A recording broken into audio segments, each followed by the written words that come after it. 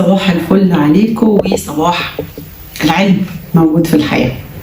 لما جينا اتكلمنا على البرسبشن وقلنا ان احنا عشان ندير اي حد في عندنا هذا الشخص زائد البرسبشن بتاعه راكب معايا، ده جزء مني كده، شخصيتي التانية اللي انت ما بتشوفهاش اصلا الا لو ركزت معايا وعرفت تركز. طب انا اركز ازاي؟ اجيب عدسه مكبره كده عشان اخش اشوف البرسبشن بتاعك؟ قال لك لا لا لا خالص. العلم قال لك بقى لازم تفهم البرسبشن ده او الادراك ده جاي منين عشان بمنتهى السهوله تعرف تشوفه من غير يا عم ما تعمل عدسه مكبره. حلو. العلم قال لك اصلا البرسبشن جاي منين، يعني جاي اصلا منين الادراك بتاعي اللي بيخليني ما اشوفش الواقع صح واشوفه باستنتاجي انا، رغم ان ممكن تبقى الحقيقه حاجه تانية. اشوفه منين؟ يعني جاي منين؟ قال لك ايه بقى؟ قال لك في علماء كتير يعني اتكلموا في الحته دي، ففي ناس جت قالت لك ايه؟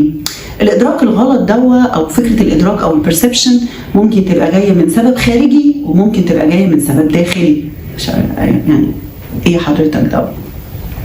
يعني مثلا لو انا بتصرف بطريقه مختلفه عن بقيه زمايلي في الشغل، بلبس لبس مختلف عن يعني بطريقه مختلفه عن المتعارف عليه في المكان اللي انا فيه، فهنا ادراكك ليا جاي بسبب خارجي، بسبب ان انا سلوكياتي مختلفه، يبقى ده سبب خارجي. طب لو انا اصلا شخص بلبس عادي وبتصرف عادي وطريقه كلامي عادي، فمعنى كده خلاص يبقى انت واصل لادراكك ليا نتيجه قناعاتك الشخصيه ما دام انا شخص عادي. حلو. فكره الثبات في التصرف، يعني كل ما يحصل نفس الموقف تلاقيني انا بتصرف نفس التصرف وممكن ان انا بوصل لنفس الاستنتاج كل مره. معنى كده ان مروه واصله لهذه القناعه وهذا الادراك نتيجه سبب داخلي مش نتيجه سبب ايه؟ خارجي. اوكي ماشي حلو. يبقى مروه لما بتوصل لنفس القناعه كل مره يبقى كده الادراك عندها سبب داخلي. مروه مش طايقه البت دي عشان لبسها وطريقه كلامها مختلفه، يبقى مروه اللي متحكم فيها سبب خارجي. اوكي. في حاجه كمان اسمها الاجماع، يعني كل الناس في المكان ده مجمعين على الحاجه دي، وده ممكن يبقى ده كده ان احنا بنتاثر خارجي او داخلي، ان احنا معتقداتنا واحده او ان احنا اتفقنا مع بعض ان احنا الحاجه دي هنرفضها.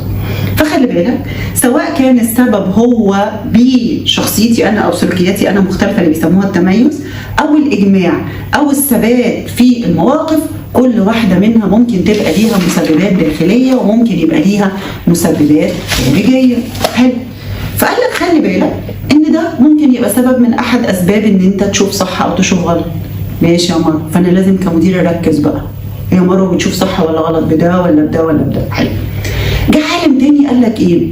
خلي بالك بص، الادراك اصلا ممكن يخليك تشوف صح ويشوف غلط بفكره الاوفر استيميتد والاندر استيميشن. يعني ما يبقى ايه الاوفر والاندر؟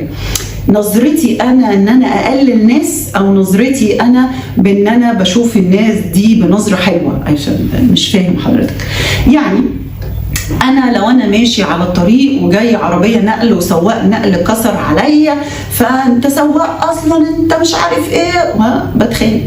طب لو واحد بقى راكب عربيه BMW ولا مرسيدس وكسر عليا، فماشي يا عم خلي بالك وانت معدي المره الجايه. انا هنا عملت اندر استيميشن وعملت هنا اوفر استيميشن، رغم ان هو نفس التصرف بس كان ادراكي للموقف مختلف، فسلوكياتي وتصرفاتي بقت مختلفه نتيجه ان انا عندي مشكله الاوفر استيميشن والاندر استيميشن. اوكي مفيش مشكله. انا خلي بالك بقى في نوع تاني برضو من الشخصيات بيأثر في الشخصيات، بيأثر على إدراكنا، وهي فكرة إن أنا دايما شايف إن الدنيا جاية عليا، الناس متهدني، هي الدنيا زي الزفت كلها بالواسطة، مفيش فايدة.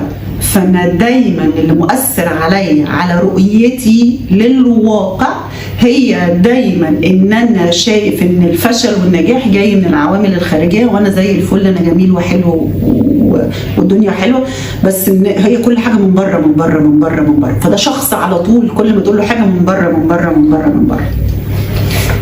فكره كمان ان انا ممكن ادراكي ده يتاثر بفكره الادراك الانتقائي. عشان ايوه يعني حضرتك احنا بني ادمين مش روبوتس، مش مكن، فما بنعرفش نركز في كل حاجه.